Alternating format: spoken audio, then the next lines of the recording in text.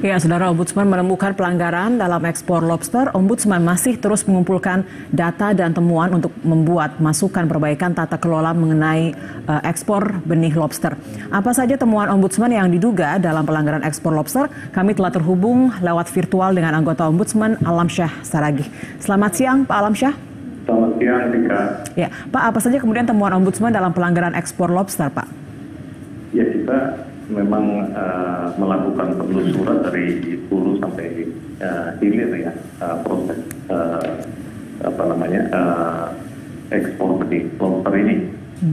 Jadi dari sisi regulasi kita sudah sampaikan di awal bahwa ada beberapa hal yang harus dilakukan penyesuaian, karena kan konstitusi kita memang mensyaratkan kalau sesuatu sumber daya alam yang harus dimanfaatkan itu memang ada ketentuannya sendiri untuk mengelolanya. Prioritas pertama kalau memang terpaksa itu BUMN. Setelah kami sampaikan ada beberapa dialog dan kemudian kami panggil juga dari kementerian, begitu juga kami ketemu dengan pengusaha dan lain sebagainya, maka kami mulai memutuskan untuk mulai melakukan penelusuran dari hulu sampai hilir.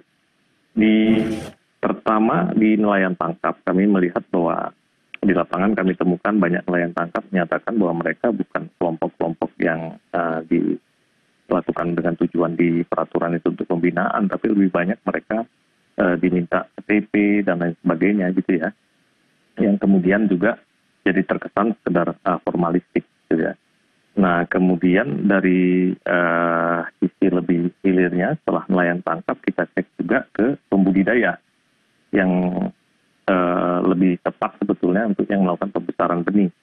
Kami bertanya juga, memang ada kesenjangan teknologi ya atau metode ekosistem kita itu, di mana pembudidaya kita itu membutuhkan waktu 6 sampai 12 tahun, sementara Vietnam sendiri 3 sampai 6 bulan sudah bisa melakukan pembesaran untuk target yang sama. Nah, di aturan kan eksportir harus melakukan budidaya, tapi masih lebih banyak pembudidaya yang lama yang juga diajak kerjasama, dan kemudian ada kewajiban untuk membuang kembali ke laut 2% dari benih itu. Tapi yang terjadi juga kami menemukan ada komplain dari nelayan bahwa mereka disuruh ngambil dari laut dan kemudian membuang lagi sebanyak 2% itu, bukan hasil pembesaran. Dan kadang mereka menyatakan kok kami juga belum dibayar, sudah melakukan permintaan. Ini satu persoalan kan, jadi semua dibikin jadi formalistik. Itu yang menyebabkan kami menjadi paham kenapa begitu cepat tiba-tiba ekspor itu bisa dilakukan, kebijakannya belum selesai dengan aturan turunan sudah terjadi ekspor, karena semua formalistik. Kemudian setelah dari budidaya kami cek juga apakah untuk mendapatkan surat keterangan asal benih layanannya dilakukan dengan baik secara administratif dari dinas. Ada keluhan-keluhan tentang pungli, walaupun pungli itu biasanya sulit dibuktikan, nanti akan kami konfirmasi bagaimana caranya agar tidak terjadi gitu ya, komplain-komplain semacam itu yang kami nanti akan tanyakan sama KKP, karena pungli ini sulit untuk dibuktikan. Nah, ada juga keluhan ketika eksportir mau mengajukan kuota, di sana ada tim uji tuntas dipimpin oleh stafsus dan lain sebagainya, yang kemudian mereka merasa kok harus seperti mengandalkan kedekatan. Itu nanti kami akan klarifikasi berdasarkan temuan-temuan kami terhadap pengusulan tersebut.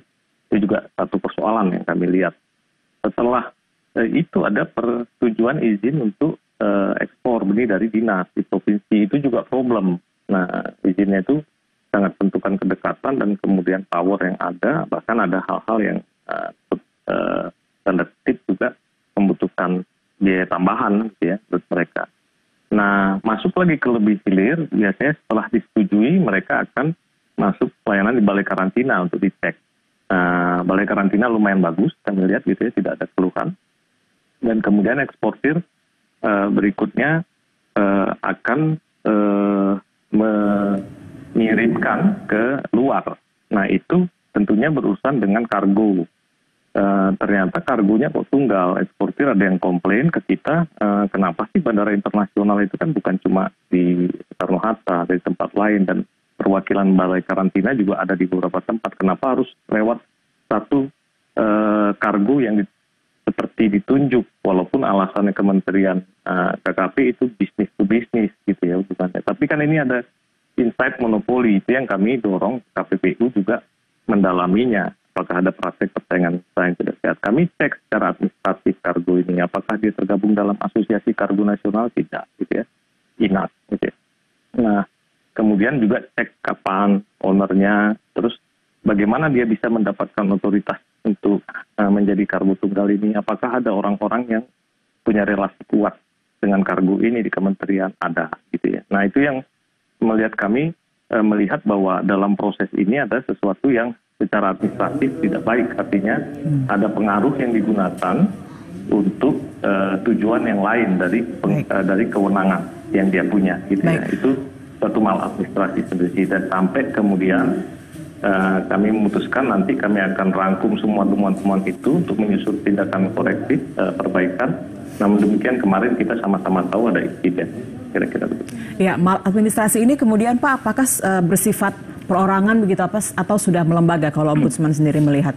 Kalau saya lihat ini karena kelemahan dari tata kelola ya. Nah, apakah kelemahan tata kelola ini disengaja atau memang betul-betul karena inkompetensi? Ya, menurut kami dua faktor. Institusinya belum siap, dipaksa untuk cepat melakukan. Pengawasan internal juga tidak selalu jalan. Dan kemudian sistem early warning, deteksi juga tidak jalan, dan menyebabkan tujuan dari kebijakan itu kemudian tidak tercapai dengan baik. Nah, yang kedua memang ada perilaku dari individu oknum, istilah kita biasanya. Itu yang kombinasi dua, kelemahan institusi dan perilaku dari individu tertentu. Kombinasinya begitu. Nah, aspek pidananya biarkan KPK yang menangani, aspek tata kelolanya itu nanti wilayahnya Ombudsman. Ya, kalau Ombudsman sendiri sudah melakukan pengawasan terhadap ekspor lobster ini sejak kapan begitu Pak? Kita bulan Juni pertama kali mengingatkan hati-hati, aturan ini agak jauh dari konstitusi, namun demikian kan kebijakan untuk membuat sebuah regulasi itu ada pada kementerian. Yang kedua, kami juga sudah memanggil dari kementerian, dirjennya juga hadir pada saat itu, dari Balai Karantina, kepala badannya juga hadir. Kami diskusikan pada saat itu untuk mendengarkan, dan kami menyatakan bahwa kami akan melakukan penelusuran, mengevaluasi, memonitor dan mengevaluasi agar nanti bisa memberikan masukan untuk perbaikan apabila ada hal-hal yang tidak sesuai. Dan kemudian kedua, kami juga sudah mengumpulkan pengusaha-pengusaha yang terkait itu, mendapatkan masukan dari mereka. Ketiga, kami juga sudah koordinasi dengan dinas-dinas terkait di daerah, dan juga turun ke lapangan untuk mendapatkan masukan mulai dari nelayan, budidaya, dan pelaku-pelaku lain. Ya. Lantas apa kemudian rekomendasi dari Ombudsman sendiri terkait dengan perbaikan tata kelola ekspor lobster ini nanti ke depannya Pak? Yang jelas kami pasti kalau untuk membatalkan itu bukan kewenangan dari Ombudsman ya, untuk membatalkan sebuah regulasi itu dilakukan oleh kementerian itu sendiri atau oleh pengadilan. Tapi kami menyarankan agar ada perbaikan, agar tujuan dari peraturan tersebut untuk meningkatkan budidaya dan nilai tambah di kita dari ekspor itu, karena ekspor ini kan benih lobster ini kan temporer, sementara waktu. Nah, itu harus diperbaiki agar memang tumbuh budidaya kita di dalam, agar nilai tambahnya semakin baik. Itu fokus rencana perbaikan di Ombudsman, dan tentunya akan menyentuh banyak kali tata kelola. Namun demikian, karena sudah terjadi insiden seperti ini, saya berharap kepada Presiden untuk menteri pengganti berikutnya, pilihlah orang yang profesional dan berintegritas dan beri mandat yang tegas untuk segera memperbaiki sistem dan pengawasan internal di Kementerian. Ombudsman nanti akan ikut mendukung dengan saran perbaikan kebijakan yang akan kami sampaikan. Dengan demikian kami berharap juga pada teman-teman di Kementerian KKP, para pejabat, birokrat, jangan terlalu down dengan peristiwa ini. Mari kita melihat ke depan, dan yang paling penting bagaimana kita bisa memperbaiki sistem agar bermanfaat untuk rakyat banyak. Baik, terima kasih informasi Anda Pak Alam Syahsaragi, anggota Ombudsman Republik Indonesia, telah bergabung bersama kami di Klik Indonesia Siang. Selamat siang. Selamat siang, Tika.